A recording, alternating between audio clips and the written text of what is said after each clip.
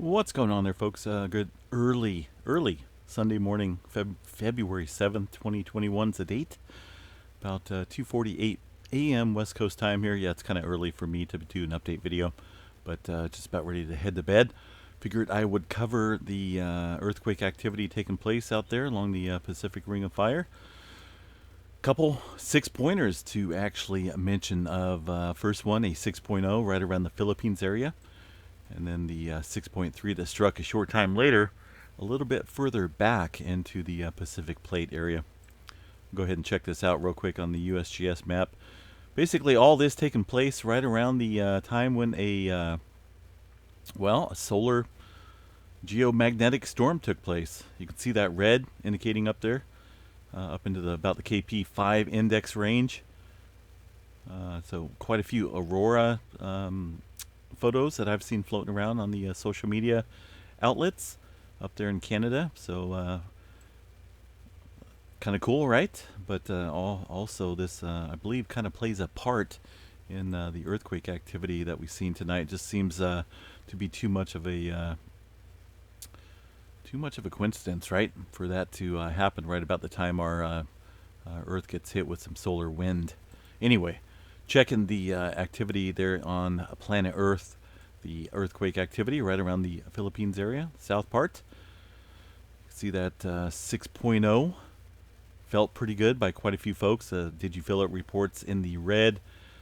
Pager looks to be in the green, so that's good news, but it's in an area where quite a bit of earthquake activity has taken place, no doubt, throughout history.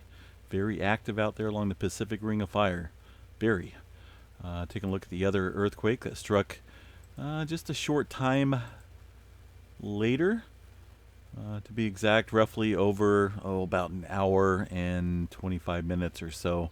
We've seen this 6.3 strike northeast of the Papua New Guinea region, just offshore.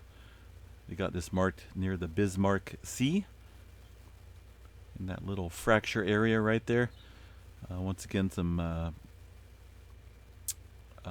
lot of earthquake activity taking place here historically in that region, but some pretty big movement, right? Two 6-pointers. That's pretty. It's a lot to take place there.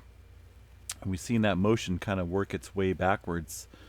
Normally, we'll see earthquake activity move off in this direction, right? Well, we've seen this one hit first, and then this one kind of followed up on it. So earthquakes do not necessarily follow any fashion and order. It kind of seems like maybe it does at times, but it's just earthquakes like this that proves that it's not 100% effective when you see the motion, of the energy being forwarded, if you will, in certain areas of the plates here. So either way, pretty good movement, folks. Right about, and as I mentioned, right about the time that KP index there popped off. Right now it looks like it's mellowing out a little bit. Wind speeds probably around 400 to 500. Let me check this real quick here. As far as solar wind, not wind speed, but solar wind, 502. And what do we got there for density? 7.3 in the protons. So still some activity taking place there. As you can see on the current aurora oval, probably up there right around Alaska, gosh darn it. I need to get up there and see that aurora borealis one of these days. Just got to time it, just right when the possibilities are high up there. Covering the West Coast real quick, folks. We'll zoom in there. I'm not going to do a complete update video. Kind of tired. Going to probably call it a night. It is early. Some activity in Southern Cal. Not a whole lot to report. Most of the activity confined to the San Jacinto Fault area, the secondary fault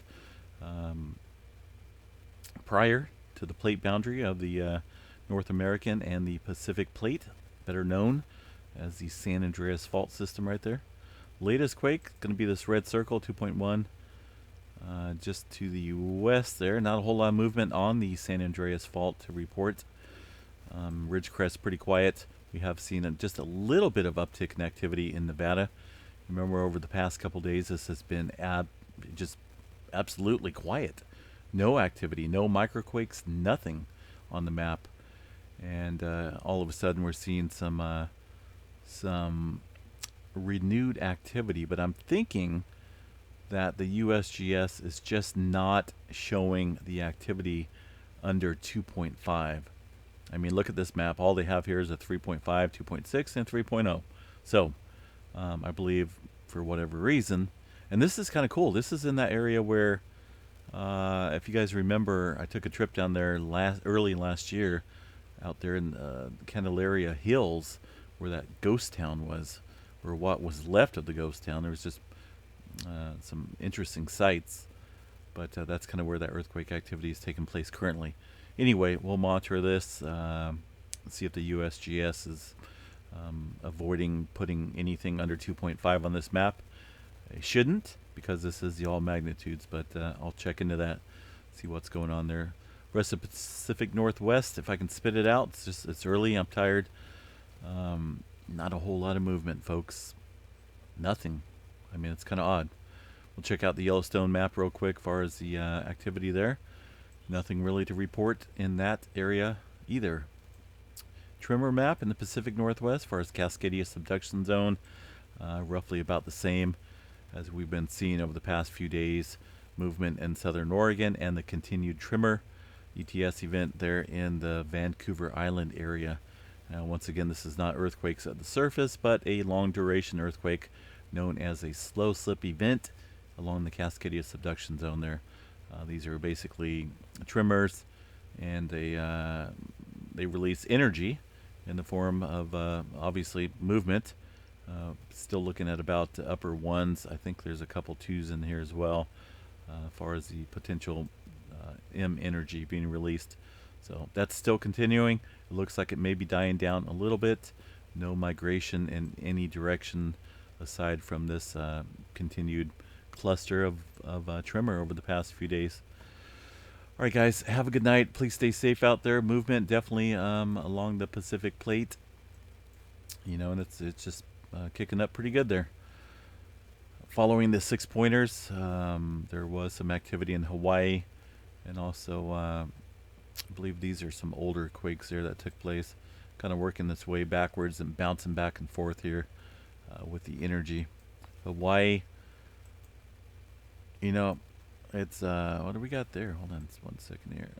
Pop down the all magnitudes. A little bit of activity to the west here, kind of in a strange area. I know they do get, obviously they get quakes out there, but I haven't seen a whole lot of movement to the west of the Big Island in quite a while. So 2.5, 13 kilometers below the surface. Other than that, continued cluster off the coast here, and also heading down to the the Lohi Seamount. I don't even know if I'm pronouncing that correct. Apologies if I'm mispronouncing. But yeah, a little bit of movement stretching down towards that underwater volcano.